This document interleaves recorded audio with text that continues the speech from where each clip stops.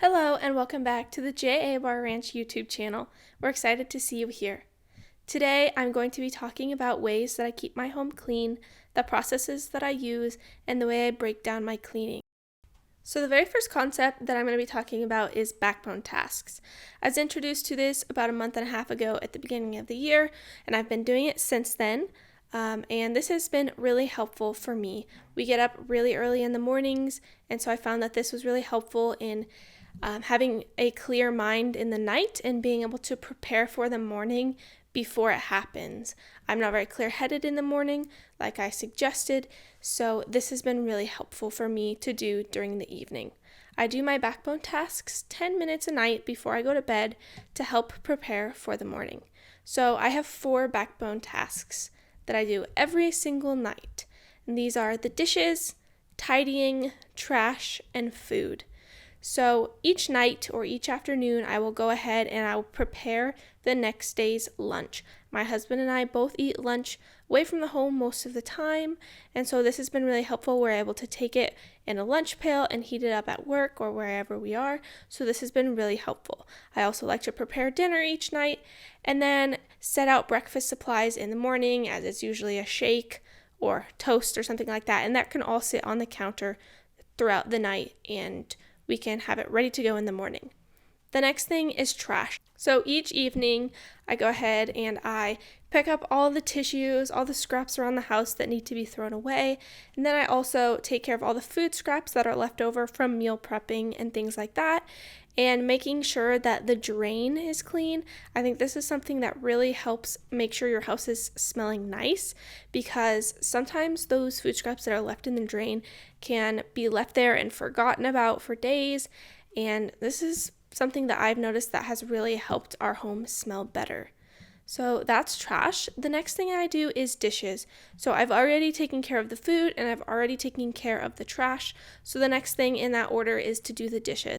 As there's only 2 of us in our home right now, it's just my husband and I, we don't have as many dishes as a typical family would have, so it's very easy for us to do a small dishwasher load each night of all the dishes throughout the day, and then everything's ready to go in the morning, ready to be unloaded, and we have all of our dishes at our disposal, clean and ready to use. The very last thing that I do each day is I do a 10-minute round of tidying.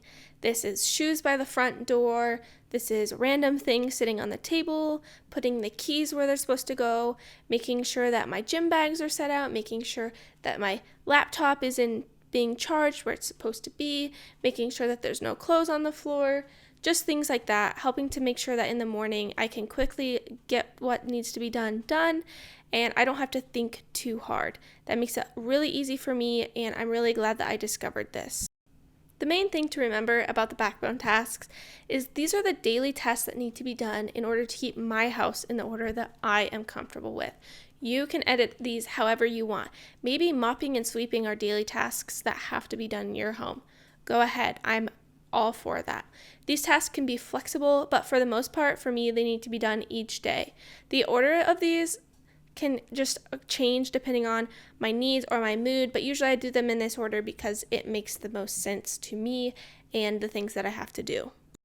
The next concept that I've been really enjoying and using a lot lately is something called theme days. I was also introduced to this back in December, and I have been using this a little bit. I've been editing it to my needs, but they're called theme days, and it's basically breaking down the days of the week into those tasks that don't need to be done every day, but do need to be done every week. So for me, I have Mondays as mopping and vacuuming days. My husband and I do have a robot vacuum that goes every other day, and so that's been really helpful for not having to vacuum. So I do mop on these days because the vacuum doesn't pick up everything that I'd like it to.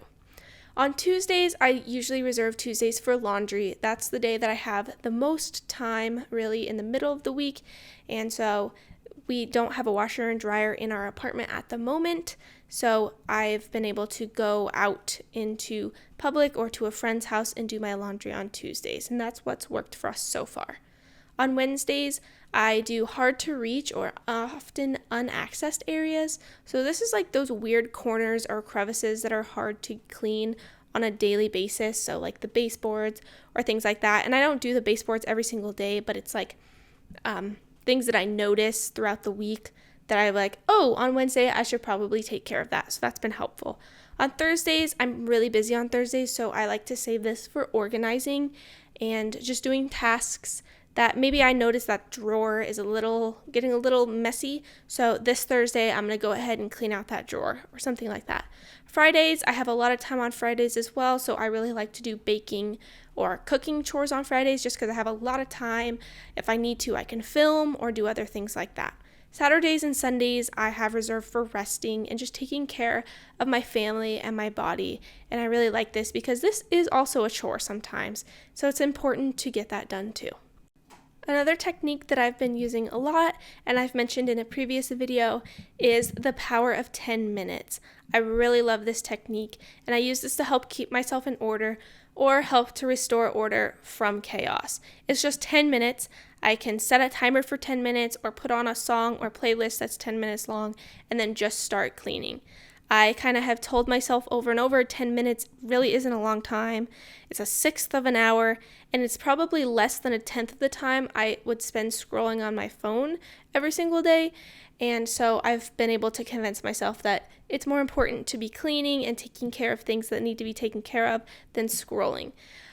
This really works well for things like executive dysfunction, where you can't make yourself start a task. Convincing yourself that 10 minutes isn't that bad is pretty easy. And then if you find that 10 minutes is too long, you could start with 5 or even 1 minute, and then you could start building up your tolerance from there. Those are just some ideas.